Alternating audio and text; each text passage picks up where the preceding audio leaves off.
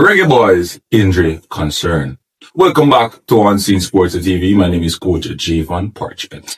Today we're just giving you guys some update. We're also going to ask you a question. I would love you guys to answer at the end of the show. All right, people. Hope you guys are doing well and you are okay. And remember, just do the right thing. Like, subscribe, and share to Unseen Sports TV. Join the family. Be a member. Yeah, man. Subscribe. Yes, people. So, it has been reported that Palmer Reid has tweaked his arm strain. Yes, man. Bobby the cover Reid has tweaked his arm strain. And we have the information right in front of us right here that we are going to look at. So, Leicester City injury latest with 3 players potential out of the All City clash. The latest on the injury front ahead of the trip to with attacking midfielder Bobby the cover Reid tweak his arm strain during the draw with Portsmouth. Alright, so he tweaks his arm strain. So Bobby the cover Reid on the ball during Leicester City 1-1 draw with Portsmouth. Bobby the cover Reid will struggle to feature for Leicester City against Hull on Tuesday night after hurting his arm strain. Attacking midfielder tweaked the muscle during his substitute appearance in Saturday's 1-1 draw with Portsmouth, but played through to the final with no further change available.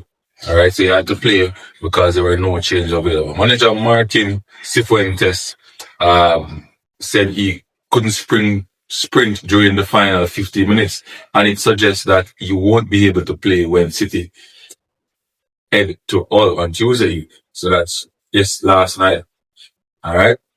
So people, it is not a good look. It's not a good look. It is definitely not a good look. The other person that is injured right now is Kacey Palmer. All right, people. So Kacey Palmer is also injured right now as we speak. And I am telling you, people, it is not a good look for us right now. Reggae Boyz midfielder Kacey Palmer has sustained a MCL, medial collateral ligament injury during the international break. Palmer started and played 62 minutes as Jamaica defeated Bermuda 4-0 at the office to seal their place at the top of the Group B, heading into the final round of World Cup Qualifiers in November. Palmer involved in the November window seems doubtful and will be depending on his treatment and recovery over the next few weeks. All right, people. So we have 22 days until the first game against Trinidad and Tobago. When you look at you have to come in a week before, so like that. So you would say the time is even shorter. The time is even shorter. Yeah, so 7 days in a week. So 3 7 is 21. So we have 3 weeks left. A MCL ligament injury is not something that it's going to take a while. It's going to take a while. No, I don't get any update as yet to see how long he will be out, but I don't know. I don't think he will be here to play in the game that is going. Oh, right? In Trinidad and Tobago and also Curacao at home. So yeah. So we have to look at replacement. And the question to you guys, Bobby Reid, your arm string is not something you play with either, but I think maybe Bobby Reid can recover in time. I'm not sure, depending on the level or what really happened with his hamstring. So those 2 positions are in contention for somebody to come and replace. Now remember, we have Leon Bailey coming back, and we also have Demaria Gray coming back. Once they are not injured, they will be back to play for us. So replacement now, that's the question. Who would you replace? Who would you bring in for Bobby Reid and also Kacey Palmer? Who would you bring in for those 2 players? Let's start with Kacey Palmer. I don't know. I don't think the coach wants to bring in new players at this time to kind of change, chemistry or stuff like that. So I think Demaria Gray or Leon Bailey will step into that role.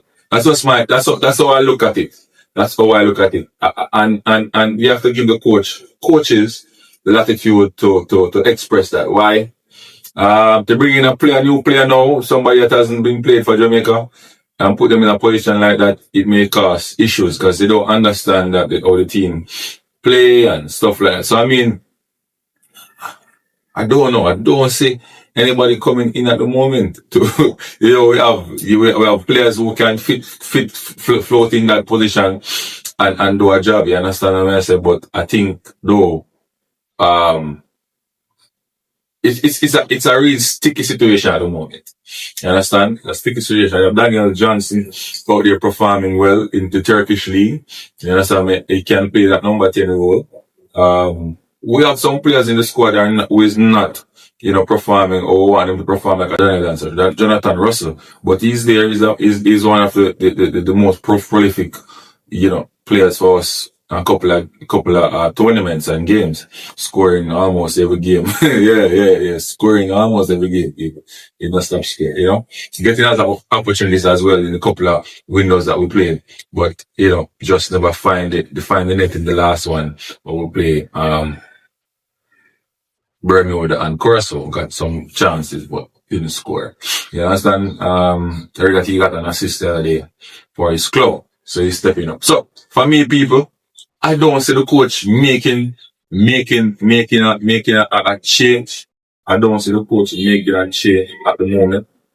I don't see the coach bringing anybody, in my opinion. But if you are to bring in someone, I would believe that you will, you have number 10s out there that you can look at. As I said before, Daniel Johnson, you can look at, Peter Lee Vassell, you can look at the youngster from Racing, that is Bashi, Nikai Ellis, who I think is one of the best number 10 in the league right now, along with Merrick.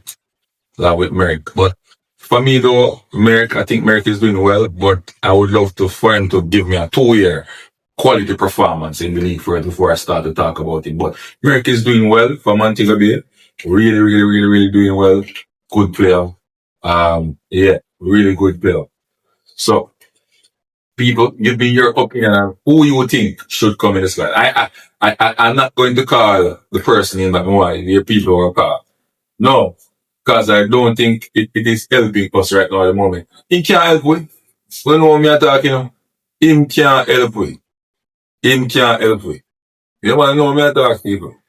You know what I'm talking. Him can't help with, because him think also. And his problem is not necessarily playing the ball, His problem is having a good relationship with his teammate.